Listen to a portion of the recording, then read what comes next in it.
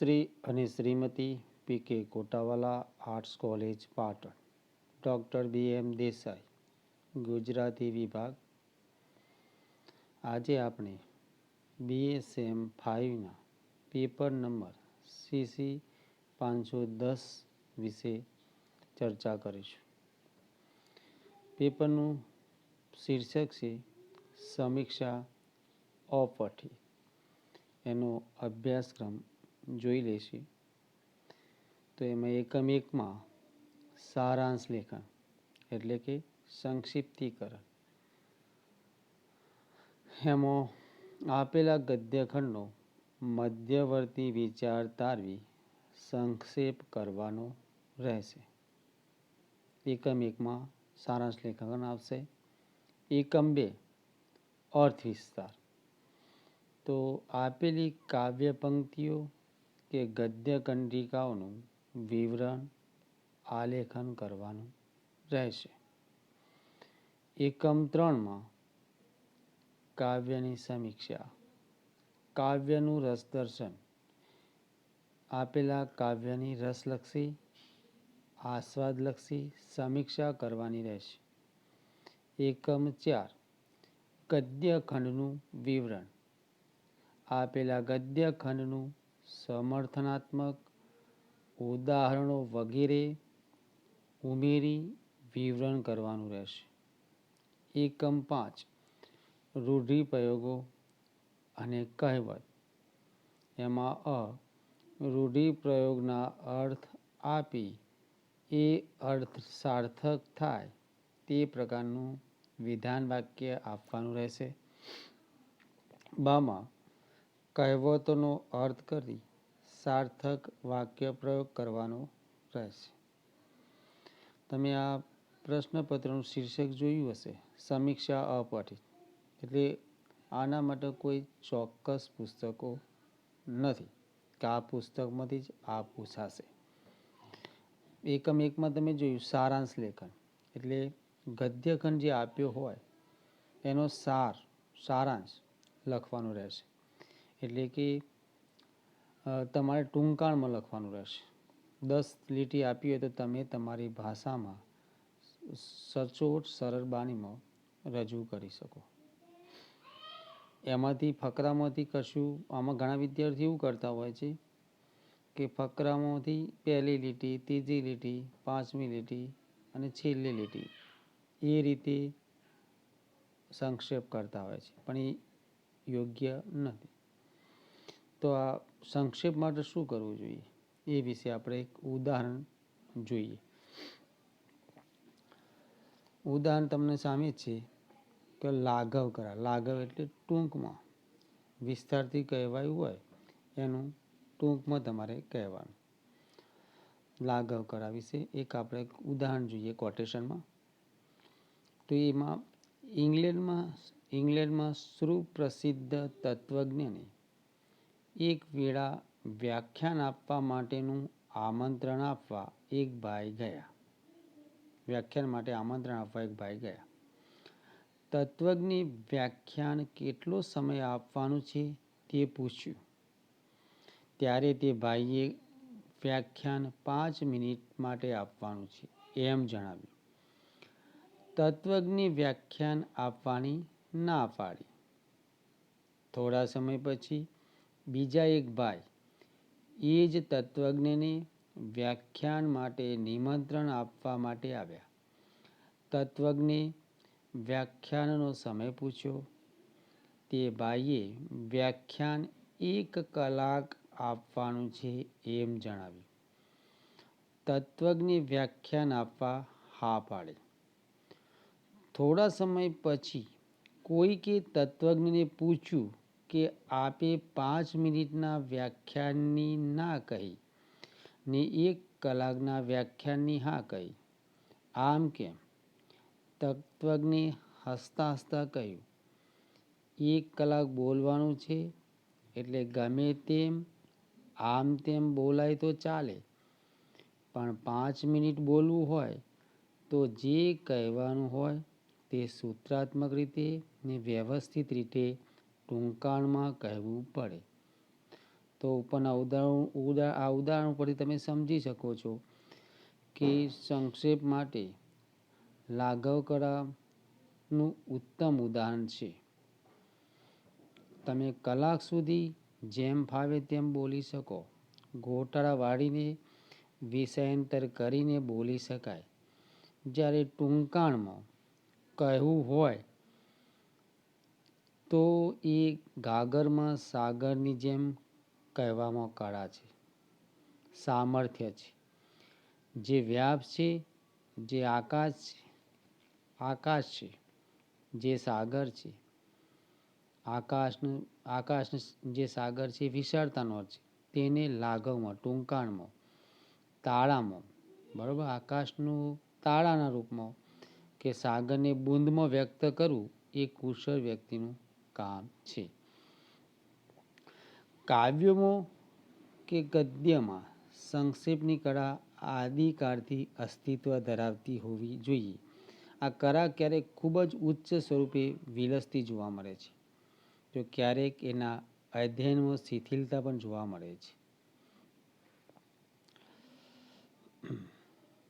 સંક્ષેપીકરણ કરવા માટે તમારે કયા કયા મુદ્દા ધ્યાનમાં રાખવા પડે અને શું શું કરવું જોઈએ? શેક્સપિયરે કહ્યું છે, ટૂંકાણ એ રમૂજનો આત્મા છે. અને ગોલ્ડસ્મિથના મતે ટૂંકાણ એ મનુષ્યના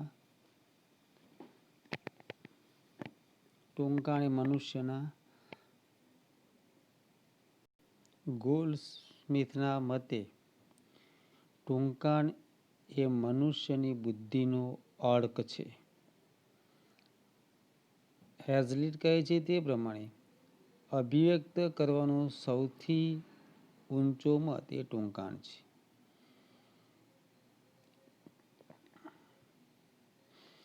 અંગ્રેજી શબ્દ પ્રેસીનું મૂળ ફ્રેન્ચ શબ્દ પ્રેઝા, જેનો અર્થ લિમિટેડ, મર્યાદિત થાય છે, તેમાં રહેલું છે. સાહિત્યની દુનિયામાં સંક્ષિપ્તીકરણને આવી વ્યાખ્યા આપી શકાય. સાહિત્યિક રચનાના મુખ્ય વિચારને ખૂબ જ ટૂંકમાં અને ખૂબ જ તર્કબદ્ધ રીતે અભિવ્યક્ત કરવાની કરામત.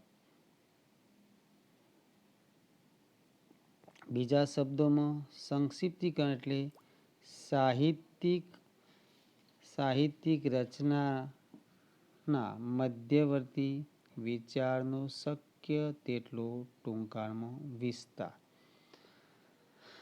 સંક્ષેપ એટલે લખાણના મૂળ અર્થમાં ફેરફાર કર્યા સિવાય મૂળ વિચારની સ્પષ્ટતા જેમની તેમ જળવાઈ રહે તે રીતે સુગ્રથિત ટૂંકામાં ટૂંકી રજૂઆત.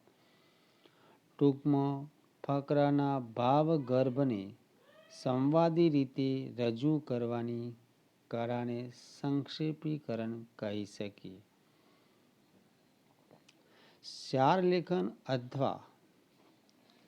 સારલેખન અથવા સારાંશ લેખન એટલે જે વિગતો વિસ્તૃતપૂર્ણ કહેવાય હોય તેને સંક્ષેપ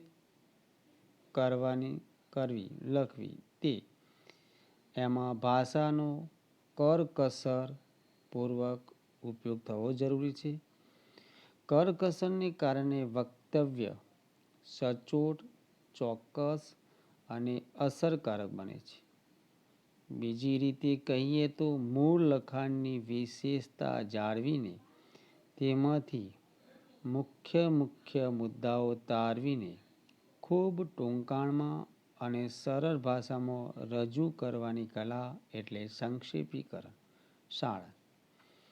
સારાંશ લેખનનું મહત્વ તો નિબંધ, પત્ર, વાર્તા જેવા લેખન પ્રકારોમાં સારલેખનનું મહત્વ સવિશેષ છે, કારણ કે એ જીવન ઉપયોગી કલા છે. જીવનનું કોઈ ક્ષેત્ર એવું નથી જ્યાં લેખિત કે મૌખિક વ્યવહારમાં સાર લેખનનો ઉપયોગ કરવો પડે. સરકારી અર્ધ સરકારી કચેરીઓ, પત્રકારત્વ કે વકીલાતનો વ્યવસાય કે પછી કોઈ પણ જાહેર ખાનગી કાર્યાલયોમાં સાર લેખનની નિપુણતા જરૂરી છે. ટૂંકમાં સાર લેખનની તાલીમ જીવનોપયોગી છે. ભાષા શિક્ષણની સફળતાના પાયામાં સાર લેખન છે એવું કહેવાયું છે.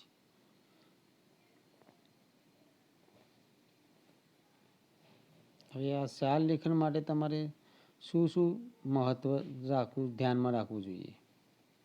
તો સૌ પ્રથમ ધ્યાનમાં રાખવા જેવી બાબતો, તો જે પરિચ્છેદ પેરેગ્રાફ આપેલો હોય એ ફકરાને 2 કે 3 વાર એકાગ્રથી વાંચવો જરૂરી છે. શાંત ચિત્તે વાંચવો જરૂરી છે. ત્રીજી વાર વાંચતા ફકરાનું કથયિતવ્ય આપણી પકડમાં આવી જાય છે. મુખ્ય વસ્તુ આપણા પકડમાં આવી જાય. ફકરામાં શું કહેવા માગે છે, તેનો ધ્વનિ શું છે, તેનું હાર્દ પૂર્ણ એકાગ્રતાથી વાંચતા કઠિન ફકરામાંથી પણ પકડાય છે.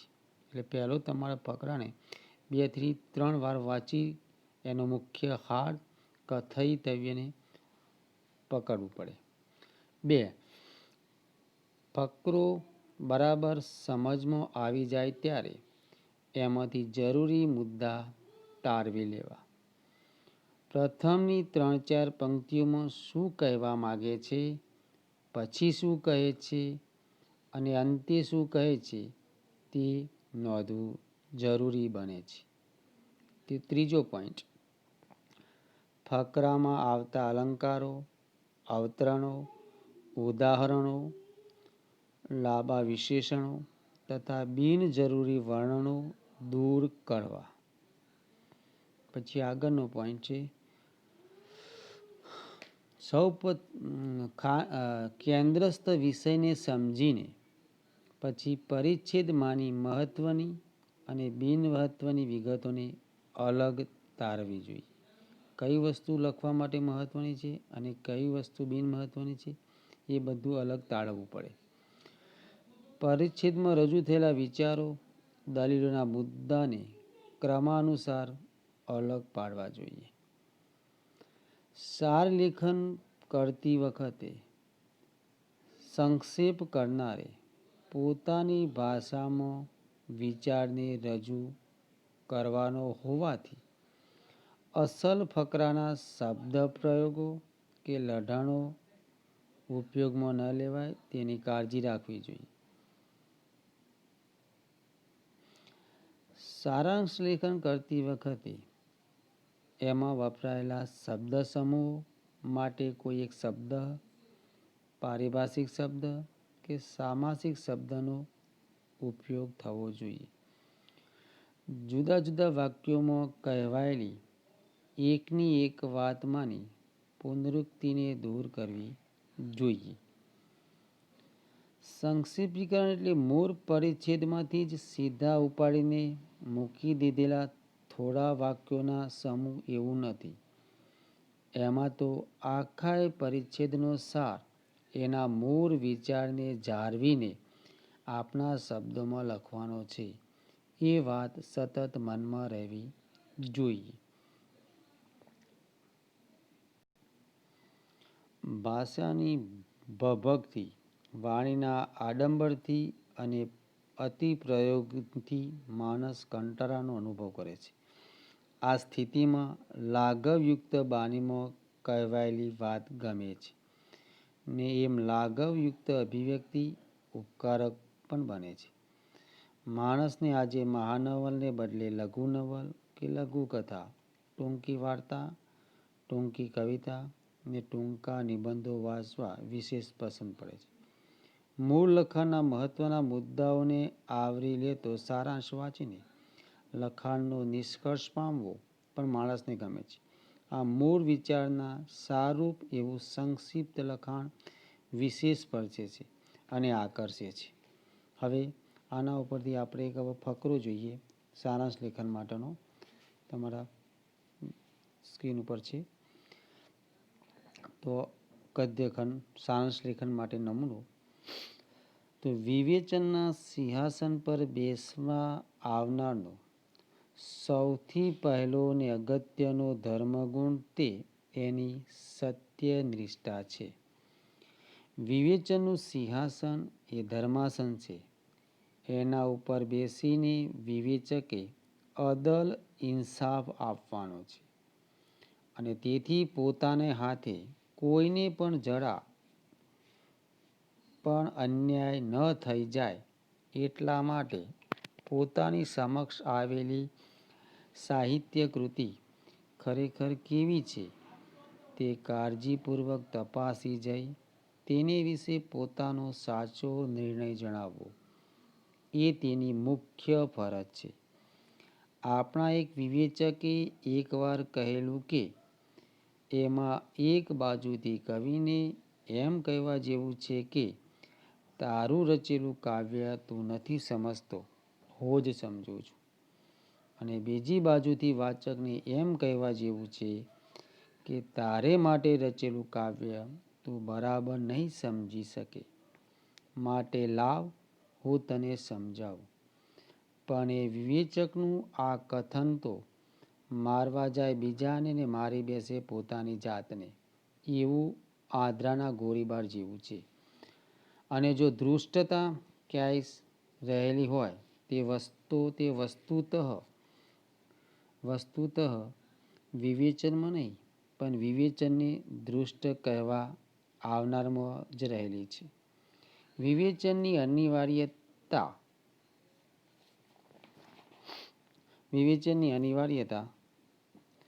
અગત્ય છે. કાલિદાસ અને સોક્રેટિસના જમાનાથી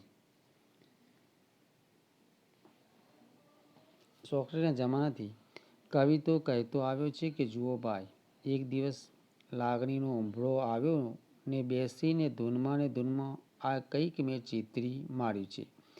એ લખ્યું છે તો મેં જ, પણ એ સમુચિત છે કે નહીં, શ્રોતાજનોને એ પૂરો રસ આપી શકશે કે નહીં, તથા પંડિતજનોની કસોટીમાં એ ઊભું રહી શકશે કે નહીં, એ કશું હું જાતે નક્કી કરી શકતો નથી. તો સદ વ્યક્તિત્વમાં કુશળ એવા તમે એ રચનાની સૂક્ષ્મ પરીક્ષા કરો અને પછી એ તમને કેવી લાગી તે નિખાલસ રીતે જણાવો કે જેથી મારો એ પ્રયોગ સફળ થયો છે કે કેમ તેની મને ખબર પડે. એ જ રીતે વાચક વર્ગ પણ વિવેચકને કહે છે કે જેઓ રોજ આવી કેટલીય ચોપડીઓ અમારે માટે બહાર પડ્યા કરે છે, એમાંથી કઈ સારી અને કઈ ખરાબ, કઈ અમારે વાંચવા વિચારવાને વસાવા જેવી ને કઈ ફેંકી દેવા જેવી, અને જે વાંચવા જેવી તેમાં લેખકને કહેવાનો ખરો મુદ્દો શો, તેની ખૂબી ખામી કઈ, અને એના વર્ગની અન્ય સર્વ કૃતિઓમાં એનું સ્થાન ક્યાં, એ બધું અમને તો કાંઈ સમજાતું નથી. માટે તમે એ બારીકાઈથી તપાસી જાઓ અને આ બધી બાબતોમાં તમારો સ્પષ્ટ નિર્ણય અમને જણાવો, જેથી એના સંબંધમાં અમારે કેવું વલણ રાખવું તેની અમને સૂઝ પડે. તો આ પેરેગ્રાફ જોયો તમે એ વિશ્વનાથ ભટ્ટનો છે. હવે એના માટે મેં પોઈન્ટ નોંધ્યા છે કે આ ફકરામાં તમારે શું શું પકડાય છે. પેલું તમે પ્રથમ પંક્તિ વાંચતા જ આમાં સમજાય છે કે શુદ્ધ વિવેચન અને વિવેચનના કાર્યની મૂલવણી કરવામાં આવી છે. વિવેચન કેવું હોવું જોઈએ અને શુદ્ધ વિવેચન કોને કહેવાય એની મૂલવણી કરવામાં આવી છે. એકાગ્રતાથી મનન કરતા નીચેની તમારી પકડમાં આવી જશે. બરાબર. તેમાં એક તો શ્રી વિશ્વનાથ ભટ્ટના મતે શુદ્ધ વિવેચન એટલે શું? 2. વિવેચક હંમેશા સત્યનિષ્ઠ જ હોવો જોઈએ. વિવેચકનું કાર્ય ન્યાયાધીશ જેવું હોવાથી વિવેકપૂર્ણ રીતે થવું ઘટે. કવિને તું તારું કાવ્ય સમજતો નથી અને વાચકને તું કાવ્ય નહીં સમજી તને સમજાવું એવું વિવેચકનું કાર્ય નથી. પણ વસ્તુ વિવેચનમાં દૃષ્ટતા નથી.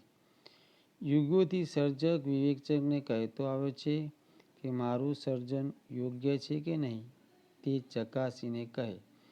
વાચક પણ વિવેચકને કહે છે કે અસંખ્ય પ્રકાશિત થતા પુસ્તકોમાં કયું પુસ્તક વસાવા જેવું છે અને વાંચવા જેવું છે તે સ્પષ્ટ કહે. તો આ ફકરા પરથી આપણે આટલા મુદ્દા તાળવ્યા. બરાબર. હા, એટલે પહેલાં મૂલ્યનિષ્ઠ વિવેચનનું કાર્ય. વિશ્રાંત મતે શુદ્ધ વિવેચન એટલે શું? વિવેચક સત્યનિષ્ઠ હોવા જોઈએ.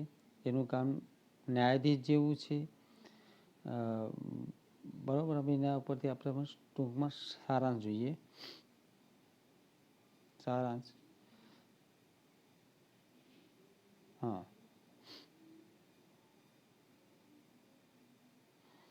તો આનો સારાંશ આ પ્રમાણે કરીશું.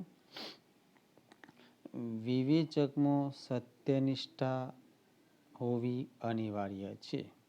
બરાબર. વિવેચકમાં સત્યનિષ્ઠા અનિવાર્ય છે. કેમ કે વિવેચનના સિંહાસન પર બેસીને એને ન્યાયાધીશની જેમ તટસ્થ રીતે ન્યાય આપવાની તેની ફરજ બને છે. કવિને તારું કાવ્ય હું સમજું છું તું સમજતો નથી તથા વાચકને તું આ કાવ્ય નહીં સમજે લાવ સમજાવું એમ કહેવું એ વિવેચકનું ધૃષ્ટ વિવેચકનું કામ છે. એમ કહેવું એ ધૃષ્ટ વિવેચકનું કામ છે. વિવેચનમાં ધૃષ્ટતા ન ચાલે. અનાદિકાળથી કવિ સર્જક વિવેચકને કહે છે કે મારી ધૂનમાં મેં કૃતિ રચી છે.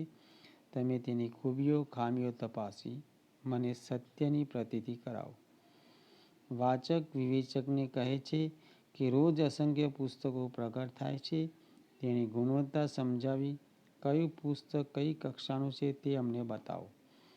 આ વિવેચકનું કાર્ય સર્જક અને વાચક બંનેને પથદર્શક બનવાનું છે. તો વિદ્યાર્થી મિત્રો, આપણે આ પ્રથમ સંક્ષેપીકરણ સારાંશ લેખન વિશે જોયું. તો તમારે શું શું ધ્યાનમાં રાખવું જોઈએ. હવે આગળના ફકરામાં આપણે આ બીજા યુનિટમાં હવે એક બે ફકરા વિશે વાતો કરીશું. એ રીતે આપણે સંક્ષેપીકરણની સારાંશ લેખનની પ્રક્રિયા સમજશું. થેન્ક યુ વિદ્યાર્થીઓ. બાય.